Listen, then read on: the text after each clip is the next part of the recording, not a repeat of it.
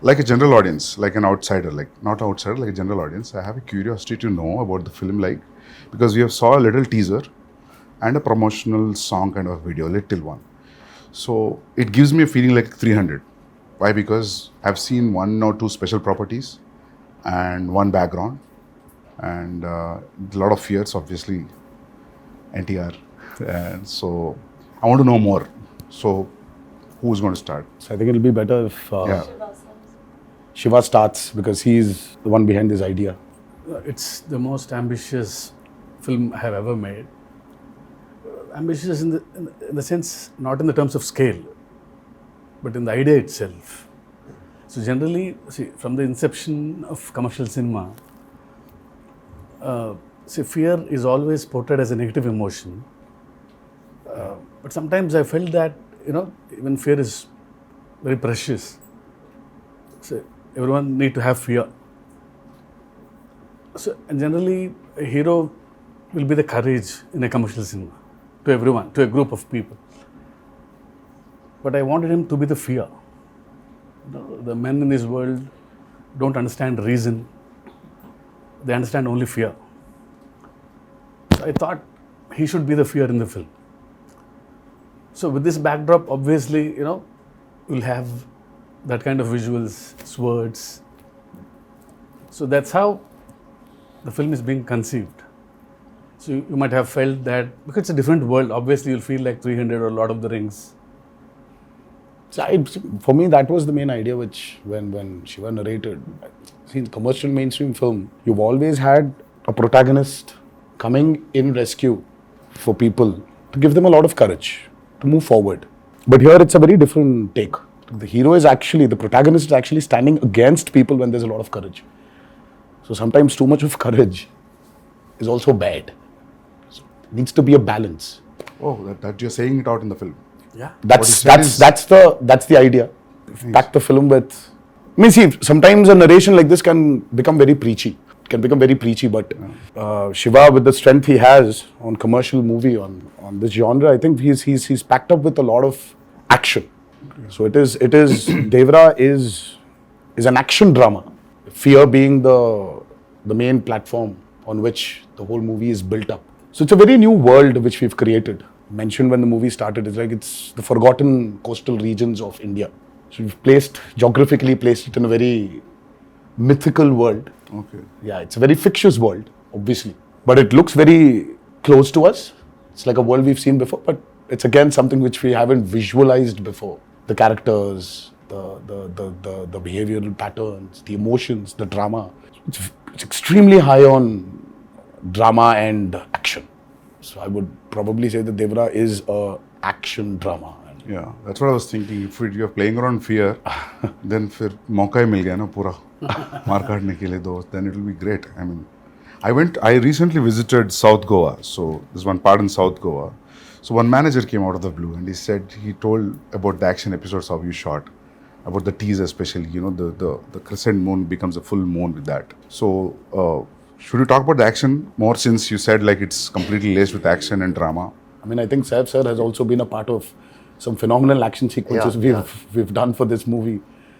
They shot some incredibly large and violent sequences, and it was great fun doing the action.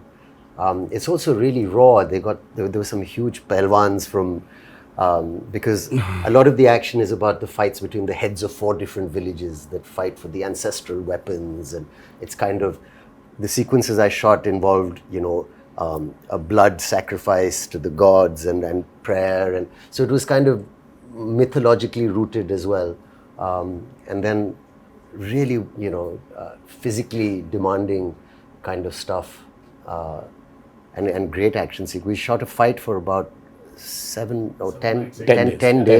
10 nights. And we still didn't get done with it. The teaser fight? Is it in the teaser? Yeah. I think it's a highlight. I think it's when you see Saif sir's glimpse. Yeah. Part of the glimpse. A part of the glimpse has got that action in it.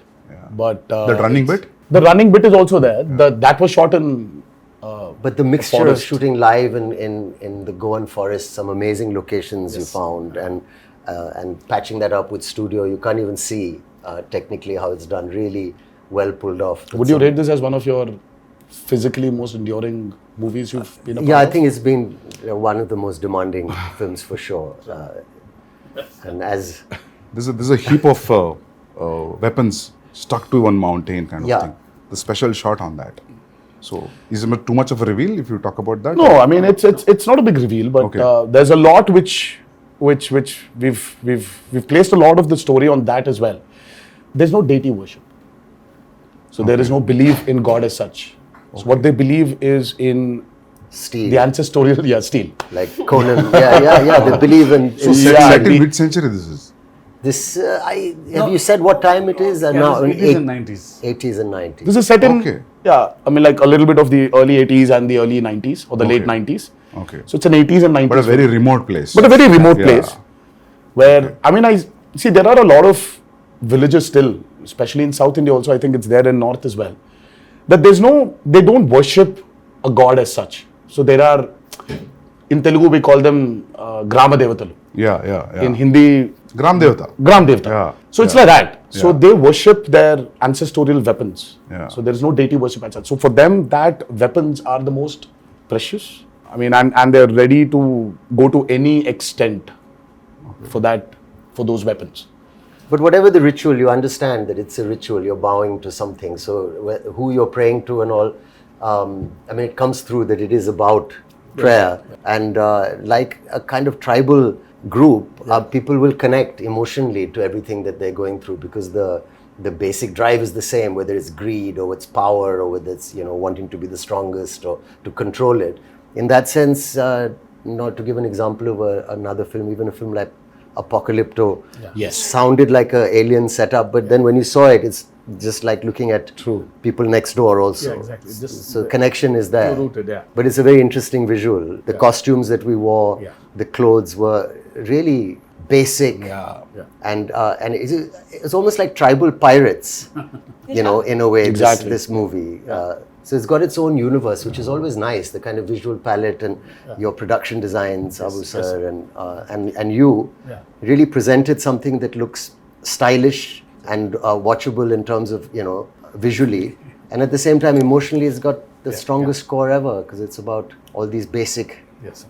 emotions like fear and power and revenge. And, Yeah, I think today audiences, they're liking when you actually take them into a very fictitious new world. cinema. Because the theaters, right? Yeah, The so- lights go out. And And then you're in that world and you don't want to come out. So it's, I think it's like, if you actually relate to Batman, Gotham is nothing but downtown Chicago.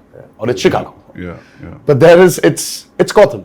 Yeah. So I think there's a lot of a world play that is happening today in Indian cinema as well. Yeah. If you look at movies like Bahubali, you look at movies like Kalki.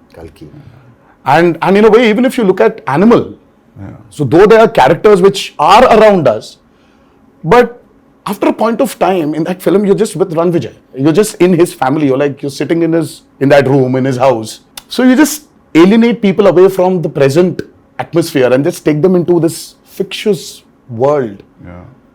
So I think that's 15 minutes into Devara. Yeah. You will be stuck in that world and you're going nowhere. You'll be there. You'll be in that world we've created.